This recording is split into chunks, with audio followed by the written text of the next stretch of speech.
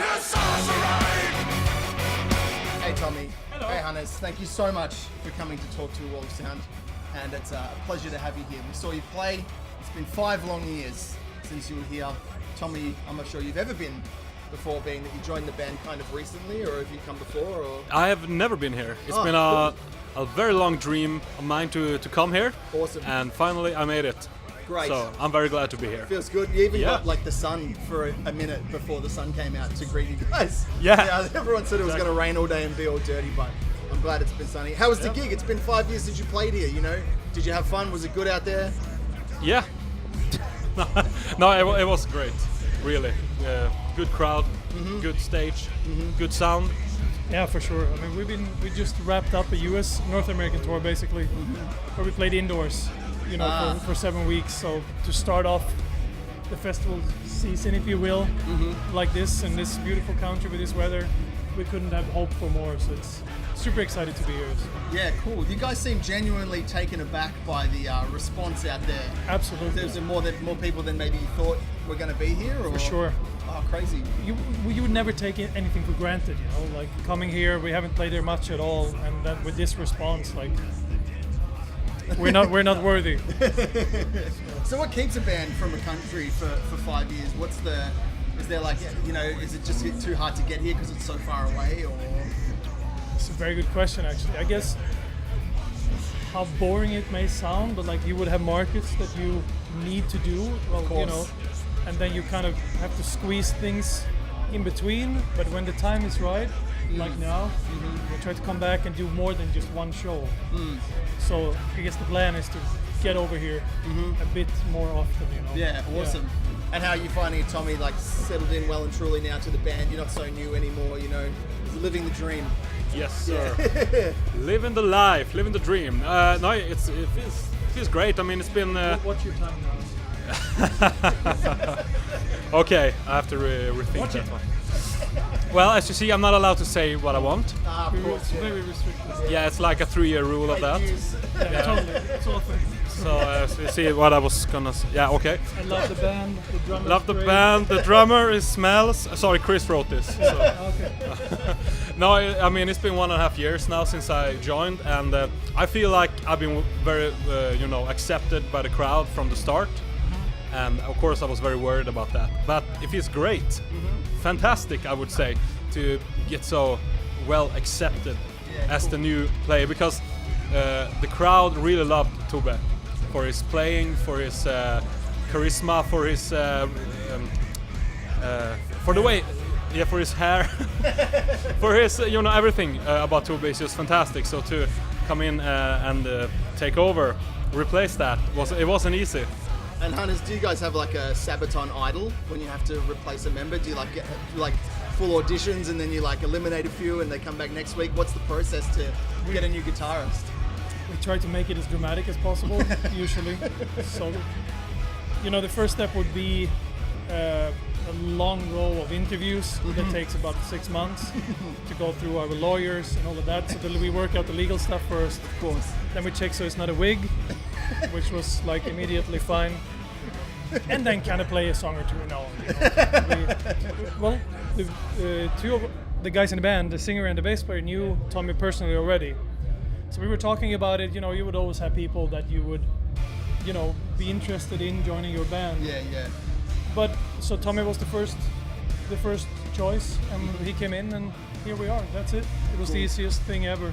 I'm actually it brings glad. Fresh blood, fantastic musicians. So. Make him carry all the equipment for the first couple of years. Of course, it's all the benefits will come later. 3 years is the probationary period. Yeah. I'm glad you're standing between us because we might actually become tangled if we stand too close to each other. How do you guys? You guys have got some choreography going on stage. Waving the hair around all at the same time. Is that a natural thing, or you were like, guys, we need to make this like a cabaret show? There's got to be some cool moves in the middle of this. It is pretty much. I don't. So. We have a couple of things actually. Like when me and Chris stand next to each other, play the same thing, and we go do the same movements with the hair because we have the same length. Of course, Per is always invited to join us, but me and Chris, our hair is like more the same, so it fits better, looks better. No, but of course we have some parts where all three of us stand and do some Yeah. It's Choreo- great. choreography. It's so cool. But it comes naturally though, like all Yeah. the stuff, like all the jokes and whatnot. It evolves from, I guess. Yeah. Oh, that was cool. That worked, whatever, and then it kind of just stays there without being said in the reels. Or tackling Joachim in the middle of the set, which happened just before as well. Yeah, You absolutely. stood on him and he gave you a. Did he pinch you on the nipple there? He pinched me on the nipple. He kicked me in my butt. Chris pinched me in my nipple as well. The other one. How are they okay? Are they okay? Will you recover? You know? Yeah, 'Cause well, you got actually- the strap right there. You know. Yeah, funny story and true story.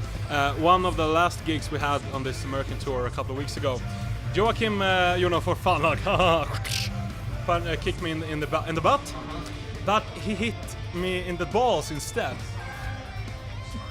And he was like, "Oh shit, he's faking real good." Very nice. Pro wrestling. Like. Yeah. Bad news. So he managed to like get under there. Like. Yeah, well, in the ass and the balls. So. That's terrible. I'm not laughing. That's terrible. It's terrible. It's not a funny story. Well, I right? was laughing after 15 minutes. Then I was laughing because when the pain stopped. That's it. Yeah. So you guys just having like is it just a big fun tour or a party down here, or you do like try to write while you tour, or for the Australian leg you just like let's just have a good time, we're far away from home. That's it, yeah.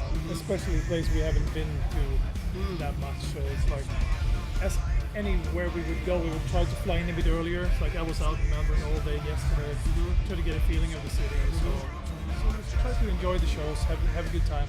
Awesome. And you had fun in Melbourne, it was cool, you had a good time here. Great, but the jet lag kicked in at like 7. It was like, I tried to drink a coffee at Starbucks, but I was like, Falling asleep in the coffee. Well, we don't want to keep you for too long. You're very busy, very famous, busy, popular men who have lots of interviews and cool stuff and party groupies and rock stars and stuff. But I may use this last bit of it. Spruik yourselves. Tell the world what's coming up, what's going on. Is there new music, new tours? Tell us what Tell us what next. Free advertising space. Well, yeah. well, we have a couple of gigs this summer. Not so many, but a couple of them. We're opening up for Iron Maiden. Again. It's gonna be real fun. So cool. Yeah. No, we do it like I'll tell you a this. good story about that if there's time for it. Yeah. We were supporting Maiden, but we ended up at Hellfest to do the deadliner spot. We played like 1:30, so we played after Iron Maiden. Okay. Not as the headliner, so the deadliner. Yeah. Just closing up everything. So we're sitting in the or like on the side of the stage watching Maiden, and their stage manager comes up to us, Rick, which is a good friend of ours.